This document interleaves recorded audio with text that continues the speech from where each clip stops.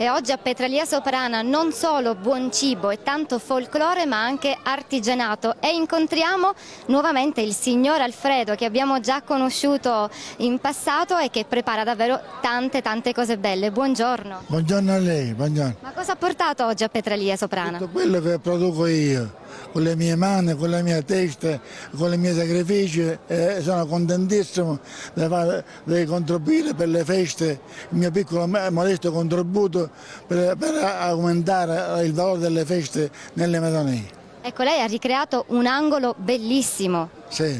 Dove vediamo che cosa? Ho creato, perché con tutto questo lavoro, creare queste cose per me è una cosa bellissima, è una cosa che mi dà grandissima soddisfazione. Vediamo i tradizionali panari, i panareddi di tutte le dimensioni. E qui spaziamo dai panareddi più piccoli, che possono essere un ricordo da regalare o da portare a casa.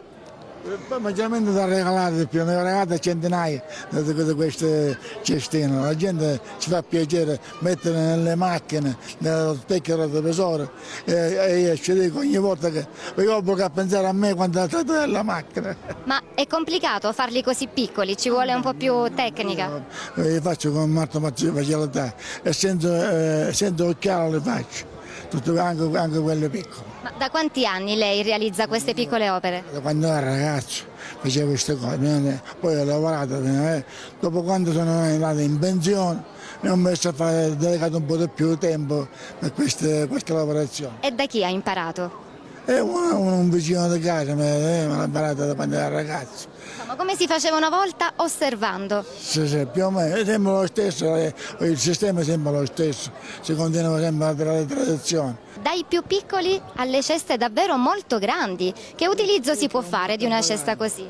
Quella è una cesta che ce n'è ancora più grande di quella è 1,10, questa è 90 per 70, questa lo usano per portabagagli. Già l'ho venduto questo qua, lo vogliono che diamo una terza macchina e lo voglio prendere. Quanto tempo ci vuole per realizzare una cesta di queste dimensioni? Ci vuole minimo una settimana, minimo perché siccome sono grosse, si va asciugando, deve bagnare continuamente e si va lavorando piano piano.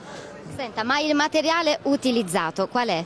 Questo bianco è salice, questo giallo è salice pure senza sbucciato, è rosso. E faccio questo abbinamento di colore bianco e rosso. E anche questo nostro abbinamento bianco e caffè, è l'olmo, che dà pure un bel colore, un altro abbinamento bianco e sempre qua c'è la stessa cosa, qua c'è giallo, di tutti i colori. No?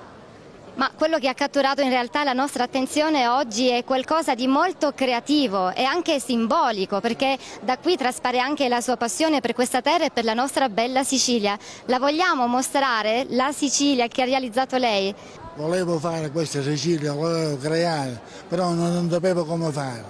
Ho studiato delle idee con il legno, poi ho fatto un filo di ferro e ho creato questa Sicilia. E poi l'ho foderata tutta. Queste, come questa qua, la buccia del salice, quando la pulisco su un gerbo, poi la metto a molle e faccio tutto questo lavoro. Senta, e questi che sono poi dei sottopentola, rappresentano le province? Le province, sì, le nuove province. Bella Sicilia, la vera sorpresa è questo omaggio, questo regalo, pensando a noi che con Bella Sicilia facciamo sentire tutti un po' a casa e facciamo scoprire le nostre bellezze. Collaboratore. Io lo chiamo Leonardo La Puma, lo chiamo il mio braccio destro, senza Leonardo io non posso fare niente. Guarda, oggi abbiamo creato tutte queste bellezze, si può dire, si può creare una cosa simbolica per le nostre zone, per le nostre abitudini, per le nostre tradizioni, è una cosa bellissima. Allora, invitiamo tutti a venire a Petralia Soprana. Sì, invito tutti a questa bellissima festa di Petralia Soprana, il giorno di Ferragosto.